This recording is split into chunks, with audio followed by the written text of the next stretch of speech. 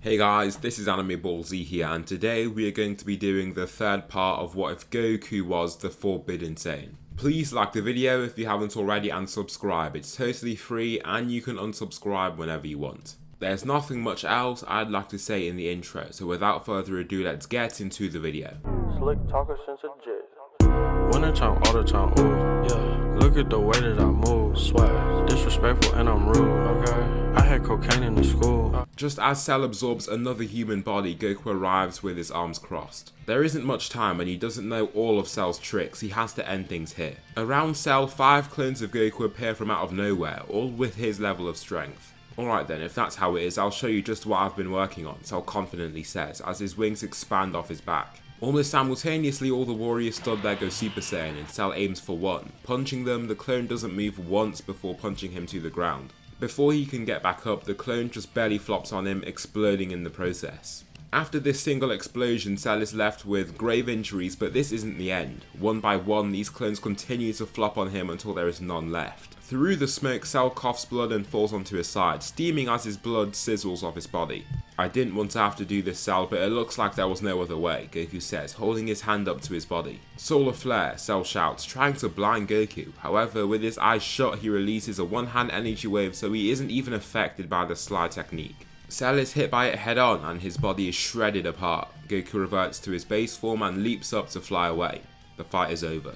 Goku returns to his friends and their next job is to now find the androids. They aren't really a threat at all, but they just don't know what they'll do. These warriors can be taken down, but without a key signature they can rely on, it's going to be difficult to find them. At the destroyed city where Cell's body remains, he begins to mend and re-heal. Even from the mere damaged cells that remain, his body starts bringing itself back together. In about an hour, he is back to the state that he was in before, with a new will to take down Goku for what he did to him. He keeps his key signature even lower than before and flies off in search of the androids. As the Saiyans, including Goku, are out searching for them, Cell manages to find them on an island alone. During this time, they manage to unlock Android 16, an incomplete mechanical android that isn't that strong compared to them. Since he doesn't have any sort of biology to him and couldn't be enhanced by Goku's DNA, he isn't super strong, but he still packs a punch. His advanced sensory components will also come in good use in alerting them to surrounding threats. Up there, he shouts, as his eyes lock onto a flying target in the sky. Cell flips gracefully before landing. 16 immediately makes a battle stance. Because he assumes this thing ahead is a threat, Cell can't even sense any of their ki, deducing that they're all androids. However, he almost knows that there isn't much to gain from 16. There isn't a sense of life in him. As he stands, he doesn't even twitch. Cell speed blitzes him after being reduced to almost nothing and coming back. He's received a hefty power boost. His fist soars straight through his whole body, crushing through the components it impacts. Cell then continues to punch through the android's body, leaving gaping holes in its physique. After so many strikes, 16 is no more. What remains of his mechanical body drops to the ground and Cell is now focused on the 2 shocked androids. Leaping at 17, he catches him before he can react, absorbing him. He cackles, feeling this new power soar through him, and semi-perfect Cell is now born. Turning to 18, now with his new gargantuan physique, he grabs her and chucks her down. Her impact with the ground destroys the rock beneath, and she is then absorbed to birth perfect Cell. The arrogant Cell sees no need to hide his power, looking to the sky with a smirk. Goku, flying with Raditz beside him, stops in place along with Raditz. They both look to each other before looking in the direction of the signature they've sensed. Future Trunks, Vegeta and Nappa all arrive by their side. What is that power? Vegeta wonders, looking on with shock. We need to go and check that out. Hold on to me, Goku demands. They all follow his order and they appear in front of Cell, surrounded by a vast grassland. Hello there, Saiyan, Cell says, raising his arms. They can tell that he is Cell. His general appearance is similar, but he looks different still. His insect-like frame remains, but they can feel that he is way stronger. Goku is the only one that can look at him fearlessly though. Cell takes the Saiyan aback with his first punch, making his entire upper body jolt back. It's a heavy impact, and he isn't even given enough time to block the next attack coming. A kick to his sternum throws him off his feet, but he decides to begin using his cloning technique in his retreat. 5 clones of Goku appear in front of him as he falls back. These clones then fly forward, all heading for Cell. They attack from numerous angles in the hopes of at least getting one hit in. However, with the bio-android's far greater speed and perception, they're outclassed. He extends his arms and looks totally ready as they approach. One clone tries to brush past his right, but he strikes them, releasing an explosion. Through this smoke, another of these clones tries to catch him by surprise, but he sees the attack and promptly retreats before it can do anything to him. Its swinging kick brushing straight past his nose, Cell moves on to the other targets to also dismantle them. Their explosions are too weak to cause him much harm. Goku can see this and enters his Super Saiyan form. Cell still just tilts his head to the side unfazed. The two fighters harshly clash, destroying the ground beneath them. What follows is then an explosive trade of blows, with fists and kicks whizzing by their flowing bodies. Not only are they offensively adept, they're defensive talents as well. However, the fighter that is ostensibly more talented is Goku. His attacks have more meaning to them and he is clearly picking up on weaknesses in Cell's game. However, Cell is not having any of it. He grabs Goku by the neck of his shirt, slamming him down. The ground quakes from the impact and those watching on are shocked to see Goku being hurt like this. Cell continues with his assault and his superior strength and speed do show. Goku is witty and is doing much better than he should be though. If somebody like Raditz was given his strength here, he'd be dead in no time. However, Goku can just see more in battle and think better than even skilled warriors like his companions. It's in his DNA after all. Not only is he a Saiyan, he is the Saiyan God, the Forbidden Saiyan. Goku predicts a punch coming his way and thrusts himself back just enough so that Cell's fist does not connect. The elegance and wittiness infuriates Cell, who just rushes forward brazenly to clobber him with his next strike. Since he moves so fast and explosively, there is nothing that Goku can do. He is aware of the attack but also knows that he is too slow to properly evade or manage it. It lands on his jaw, dropping him to the floor and taking his eyes off the target. This gives Cell just the perfect opportunity to rain down numerous punches and kicks onto Goku with his head turned away. In the end, Goku is left with a bloody crooked nose and nasty bruises. However, in less than a second the wounds vanish. His nose snaps back into place and mends itself in this split second as well. "Your fighting is hopeless, do you not see?" Cell says. Goku just smirks and takes heavy shot after heavy shot. Those watching can barely even keep their eyes on the fight as he just gets repeatedly walloped. "What's he doing? We need to go in there and help him," Krillin insists. Even Raditz and Nappa watch on with gritted teeth, unsure of what to do. They've always seen Goku as the embodiment of confidence and honestly a fighter to rely on. If they can't get it done, he just does, but here it's clear that isn't the case. "What sort of fight is this? Have you lost your motivation? Fight back," Cell demands.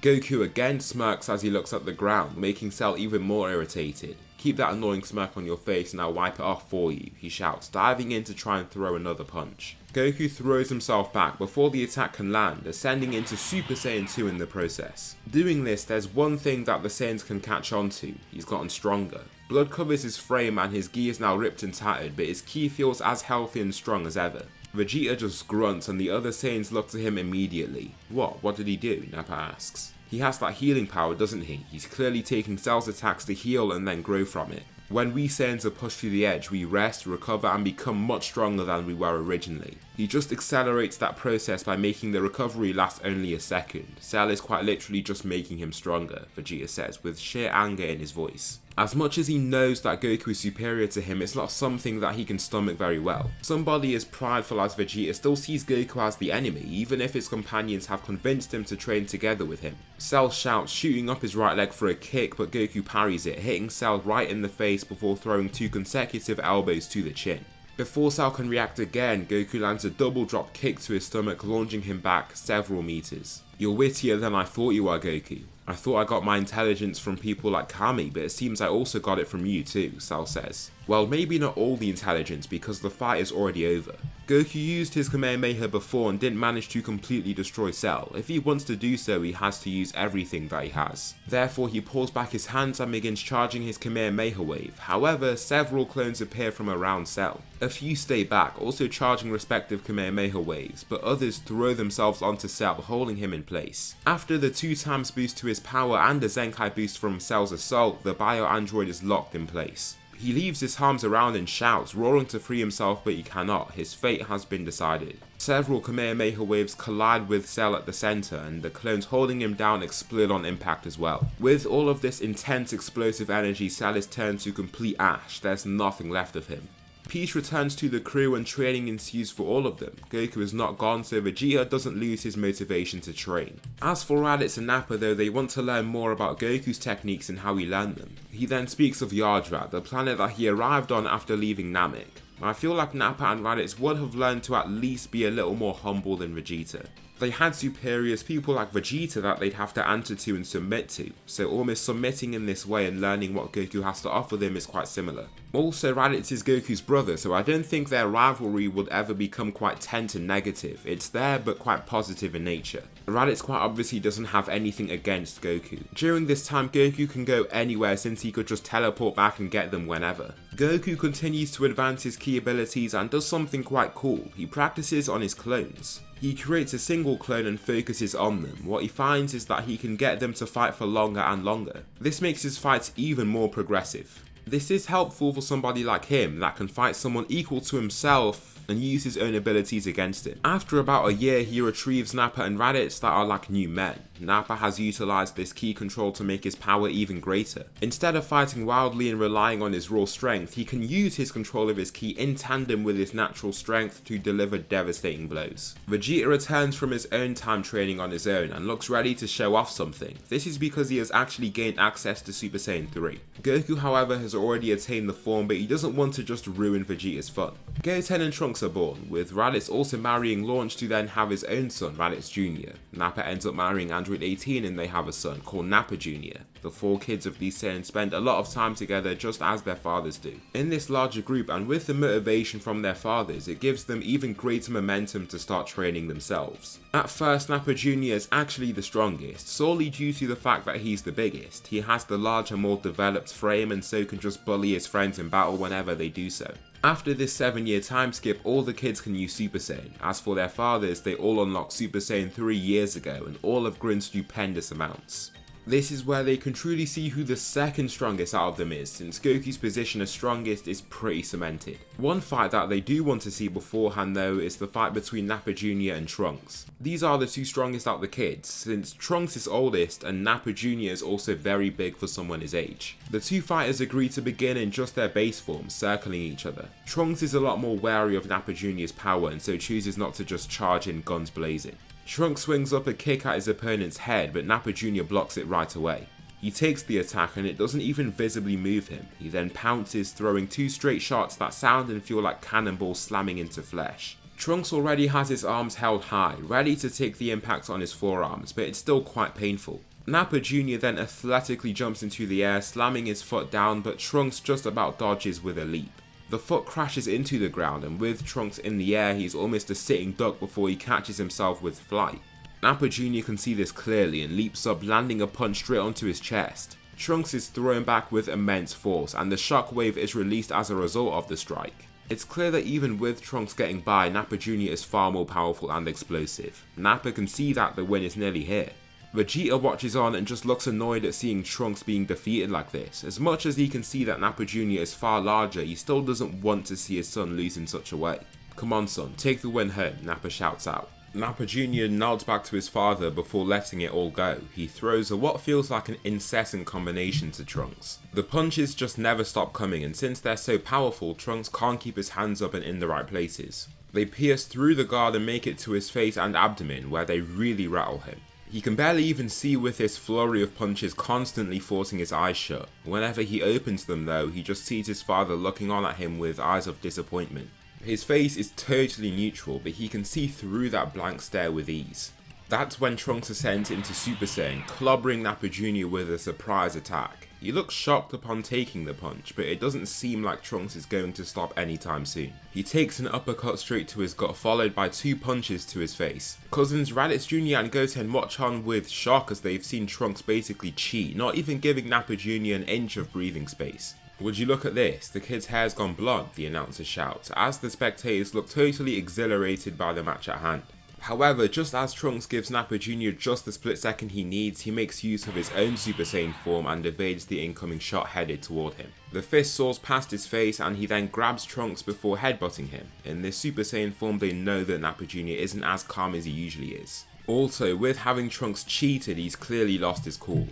He follows his headbutt with a rattling haymaker. He then unloads with various shots that Trunks can't do anything to contain. Upon falling back, blood is dripping out his mouth and he doesn't look to be in the best condition at all. However, he powers forward and leaps straight at his target, shouting in the process. His fist cocks back and tightens, vibrating from how tightly he clenches. Trunks lets out a final roar, putting everything into this last shot. However, Nappa Jr. takes his punch on his block before landing a kick to shoot his adversary off the ring. The youth section of this tournament is over, but what comes next is the adult division. Eventually, an adult Gohan is up against Kibito. Gohan has a far more talented body and as a result is stronger than his canon counterpart at this time by a large margin. Even after basically not training for several years, he powers right back up into Super Saiyan 2 and feels ready to fight again. However, he is assailed by Yamu and Spopovich, who are delighted to find the amount of energy they acquire is almost enough to activate Buu right away. Flying off, Goku latches onto their key signatures before they can escape. He feels them converging on a certain point and he teleports right over there. Raditz places 2 fingers on his forehead and places his shoulder on Vegeta. The 2 teleport as well, with Nappa being the final one to follow suit. The 4 Saiyans stare down at the ship, quite confused about what's happening. 2 people that follow closely after them are Shin and Kibito. "Who are you?" Nappa says, looking at them a little suspiciously. Upon asking this though, Dabura reveals himself. "We will tell you when we have the time, just know we are here to help," Kibito replies. Dabura saws straight at the group trying to head for Kibito. Before he can reach him though, Nappa socks him right in his jaw, stopping him in place. The strike throws him right off course, forcing him into a rock wall behind them. After coming out so confidently, willing to take out anybody in his path, he is surprised to find that this one strike has shaken him up completely. He can feel the world around him moving when he's completely still, which just makes him stumble side to side. However, once he gains control of his mind again, he's off and escapes with the split second that he has. The group follow after him though, curious as to what's happening. Since nobody's been killed or hurt and Nappa's made quick work of him, they aren't hasty to enter. Goku faces Yakon, destroying him with just his power up into Super Saiyan. Vegeta also defeats Pui Pui. Instead of Gohan going against Dabura, Raditz wants to have some fun today and he faces him instead. Babidi teleports the 2 fighters away and Raditz can't shake the arrogant smile that he has on his face. "Who are you smirking at?" Dabura roars before spitting at him. However, Raditz swerves straight out the way of his spit so that he isn't turned to stone. He then dives down without even giving a reply, striking him in the chest. Dabura takes this punch right on and is sent flying through a mountain. He is no match for even base Raditz. "I thought that Nappa just caught you by surprise, but it seems that you really are just a complete weakling," Raditz says, with a smirk looking down at him. Dabura is heaving his chest in and out, struggling to get breath in with his broken sternum. Raditz zooms down, landing in front of him to then land a straight punch to his stomach. The punch rattles his insides, making him cough out blood and throw up from the nausea at the same time. Raditz then arrives behind him, placing his hand to his back. "You are disappointing," he coldly says, before blasting him. Even after settling down with a family and child, that ruthless Saiyan nature still roars within him. He's learned to turn himself down and become more civilized, but he knows when to let his battle instincts loose. Following this, Raditz feels himself get transported away from the scene and he arrives at another vast wasteland. Here he meets with his Saiyan companions yet again. They watch on as this ball is revealed, but somebody gets to action right away. Gohan blasts straight at it, showing not even an iota of mercy. The ball detonates, but a pink powder raises and condenses into Majin Buu. The pink fighter stands ahead of the fighters, as childish and brazen as ever. Nappa steps forward this time, cracking his knuckles. "I barely even got a shot on that other guy before. Let me get a shot this time," Nappa says, as he twists his neck as well. Stretching out his arms with his hands interlocked, he stretches and readies himself for the fight. Powering up into Super Saiyan, he charges forward and begins by using his signature Bomber DX attack. He pulls back his palm, which then ignites with flowing white ki. Throwing his hand forward, the energy is projected straight off and toward Buu. It lands straight where he wanted and the explosion is insanely big. Nappa just stands there pridefully, with his arms crossed and a smile on his face. However, Majin Buu catches him by surprise with an energy beam aimed at him. It almost lands on his person before he uses instant transmission to evade. However, Nappa destroys his whole head with a single punch. He follows up with a kick aimed at his body and does similar damage. Even with Buu's body in literal pieces, it mends back together and looks like it hadn't even been harmed in the first place. Nappa is totally confused as to what exactly is going on. He's almost like Goku, where any wound seals up in a flash. Buu throws a double axe handle, landing it straight on Nappa's face, but he doesn't move. Feeling this strike, he just smirks. There is no comparison between him and Buu. "I was hoping you'd be a little more fun," Nappa says. Oh well. Energy accumulates in his mouth and the blast is sent hurtling toward Buu. The energy incinerates the fighter, leaving him in an irreversible state. The blast even catches Babidi in the collateral, but the other fighters are able to retreat in time. After this explosion takes place, nothing remains. The surrounding area has been razed flat and the man known as Buu is no more. During this time, across the universe somebody is getting wary. Watching this happen, Whis watches through his orb as Nappa destroys Buu completely. He's been watching their interactions for hours now, but his vision is focused on someone else entirely. This is Goku, the Saiyan God. He's nowhere near the level of a god, but that's for now. It's just as they prophesied, his mind and body, perfectly tailored toward battle. He's neutral, so he can't do much here, but he wishes Beerus was awake to see this. The dynamics will shift, a mortal will rise and rise higher than any others done before, the Oracle Fish blankly states, saying nothing more. Years pass and Whis' wish is eventually granted. Beerus wakes up, but his dream is slightly different to the canon. He sees the Super Saiyan God, but also feels a sense of inferiority like he has never felt before. He has no memories, but it's just a weird abstract feeling in his mind, like he should submit to whoever that being is. Beerus stands unwilling to accept such a thing. Not just motivated by curiosity, he is also motivated by honor now. But when he thinks about it, how is it possible? A Saiyan? Didn't he explicitly state for Frieza to get rid of all the Saiyans? Whis, I just had the weirdest dream. A dream of the Super Saiyan God. I thought we got rid of all those people. Actually, a select handful managed to survive and are now thriving. I think that includes the Saiyan God, Whis replies. Upon hearing this, Beerus is shocked. His body remains totally still. His eyes are wide and his body lightly shivers in reflex. How old is he asks, with total seriousness in his voice. 38 years old. 38, Beerus blurts out. He feels like saying why Whis didn't do anything, but realizes that he can't lay a finger on him. However, they go straight to Earth and arrive significantly earlier than usual. They're in a rush. Goku is meditating and just feeling out ki. He loves to become one with the nature around him. He can sense ki so accurately that he can almost paint a picture of the flora and fauna surrounding him. During this time, Nappa and Raditz are both teaming up to face Vegeta across the surrounding seas. They team up quite a lot to face the prince that just grows very quickly from training. He's more talented than them both and extremely hard working, so the gap between them is always there. Vegeta catches a punch from Raditz before throwing him back and shouting for them to stop. Wait, he calls out, looking at the two people descending in the sky. Why, what's going on? We were just getting the upper hand there, Raditz calls out, annoyed by Vegeta's sudden stop.